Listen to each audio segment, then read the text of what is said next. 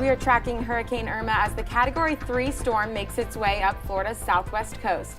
This is a WUFT special report. I'm Evan Moon. And I'm Morgan Reiner. With winds well over 100 miles per hour, millions are expected to lose power throughout the state, and many already felt the storm's power this morning.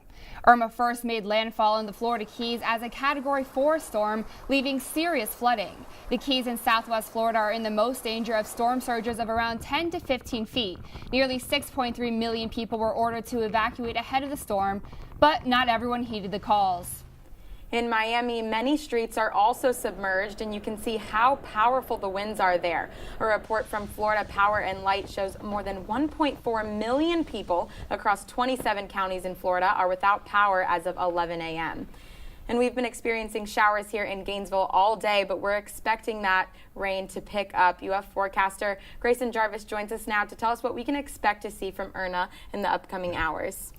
Grayson, can you please tell us when we're going to see the effects of Hurricane Irma here in Alachua County? Well, Morgan, you've actually been seeing it all day today. These rainstorms that have been moving through the region throughout this morning and into this afternoon have all been kind of the first preliminary bands that we've seen from Irma. So I know Irma was a Category 4 when it hit Florida. Now it's a 3. Do you expect that to lower or stay the same when it comes more towards us? Well, yes. So Irma did make landfall around Big Pine Key, earlier this morning at a Category 4 storm. However, it has kind of weakened a little bit as it approached. I do believe that at this point it has made landfall around Naples, and as a Category 3, a powerful Category 3 at that. And while, of course, the storms typically do weaken when they move over land, as this storm is kind of moving up the coast, really, it could stay the same strength for a good period of time, especially as it approaches Tampa and St. Petersburg. Go ahead and look at the graphics for you. So I actually do not have control over these graphics because our Weather Center resources are currently tied up with our Florida Storms app, and we're currently live on NPR's Facebook page right now. But so these are the graphics I'm going to be working with, and I do not have control of moving them. But you can see how throughout the last few hours we have seen, of course, Gainesville has been getting a good amount of rain. These are, again, the first preliminary bands of Irma. And this has been going through the last through hours, and the rain bands are going to continue to increase in intensity as the eye and the storm, the brunt of it, continues to make its way into the region. Now, the most recent National Hurricane Center advisory has come out, and the track has remained relatively the same going over the last few hours. And again, you can see here that it is suspected to be our Category 1 storm by the time it approaches Cedar Key in our region. Now, just because it is a Category 1 storm does not mean that, oh, I can kind of get, my preparations were really not needed. They absolutely are. And again, we don't know if this storm is going to strengthen anymore, because as it is moving over water, it still can.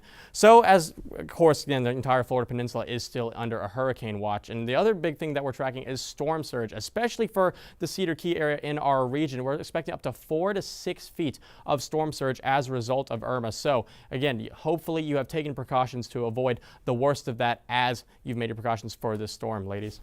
Thank you, Grayson. And right now in Gainesville, thousands of people are starting to feel the effects of Hurricane Irma, as over 400 power outages have been reported. WUFT spoke with Gainesville City Commission Adrian Hayes Santos, who offered this tip as the hurricane passes through. I think one of the most important things after the storm is be careful of down power lines. Make sure, if you see a down power line, don't go and touch that area. Make sure to call it in. And Governor Rick Scott says he has asked President Trump for a major disasters declaration. This would speed up federal help after Hurricane Irma has passed. In a noon briefing today, Scott warned people about the dangers even after the strong winds are gone. The storm surge will rush in and could kill you. We have thousands of National Guard members and Fish and Wildlife officers on standby to help with search and rescue as soon as it is safe. But they cannot help you until the storm has passed. You need to stay in a safe place. The governor also released a statement about 2 officers killed in a car accident. One was a deputy who had finished a shift at a hurricane shelter, and with her was a sergeant who worked for the Department of Corrections. FHP is investigating that incident in Hardee County. Shelters in the area are already filling up as people prepare for Irma to approach the west coast of Florida. The University of Florida is offering multiple on-campus buildings as shelter for Gainesville residents. The Steinbrenner Band Hall already filled up early this morning. UF is urging those who still need shelter to go to the Southwest Recreation Center. The governor's office said more than 72,000 people have moved into shelters across the state. Curfews and evacuation orders are going into effect across the state. WUFT's Grace King went to Levy County to see how evacuation efforts are going. All of Levy County is now under a mandatory evacuation order, but some of these residents told me they still don't want to leave. Never needed help before, is not going to start taking it now. Wesley Blankenship has lived in Otter Creek for years. That it is probably going to be bad, but we've been through a few before, so I'm pretty sure we'll do just fine this time. Like many others, he does not plan on evacuating. We don't live in mobile homes and we don't live in modular housing. I live in an apartment building, which is pretty secure. But law enforcement says they may not be able to keep her safe. When wind speeds reach 40 miles an hour, emergency services will also suspend. If you stay and you have an emergency after the winds reach 40 miles an hour, we cannot come to you.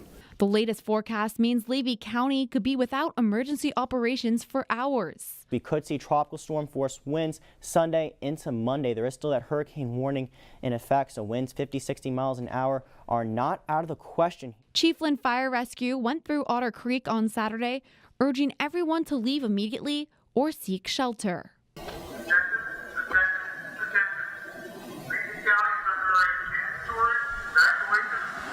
Levy County will have 4 shelters open this weekend: Bronson Elementary School, Bronson Middle High School, Williston Middle High School, and Williston Elementary School. Still, some Levy County residents say they can't leave, and all they have left is preparation. We've gotten food, we've gotten water, we've filled up our bathtub. And hope. I just pray for Florida, especially, north central Florida. We're used to hurricanes, but I don't think we're used to them on this scale. Grace King, WUFT News. Thank you, Grace, for that report. Another effect of impending Hurricane Irma. Almost every restaurant in Gainesville has locked its doors and boarded up its windows, but one restaurant is still open for business. WUFT's Alexa Lorenzo reports. All the Waffle Houses in Gainesville are open, but they're only offering a limited menu. The one right behind me is on Newberry Road, and the parking lot is slammed. Yeah, as you come from UF, you're driving this way, this is the only lights on that has a restaurant that's open. And legend has it that you can tell how severe a storm will be whether or not your Waffle House is open. Sounds crazy, right? Yeah, I know, but that's the Waffle House Index for you. It's an informal metric used by the Federal Emergency Management Agency, FEMA, to determine the effect of a storm and the likely scale of assistance required for disaster recovery. Waffle houses are because they're up and down the interstates, and they're in a lot of places. They're not everywhere, but in a lot of places, they tend to be those sentinels of, if they're up and running, we may have a lot of damages, but probably not where the search and rescue teams need to stop. Now, the index has 3 levels based on the extent of operations. Green, meaning full menu, the restaurant has power, and damage is limited. Now, yellow is where we're at right now with a limited menu, which means no power or only power from a generator. Or in the case, again, that we're at right now, is that food supplies are low. Now, red is that the restaurant is closed. We hope we never get to that point, but we will keep you updated. In Northwest Gainesville, Alexa Lorenzo, WUFT News. Thanks to Alexa for that report. Remember, you can find continuing coverage of Hurricane Irma on WUFT FM or on our website and social media accounts. And to get live radar and interactive data, download our Florida Storms app. Thank you for joining us, and please stay safe.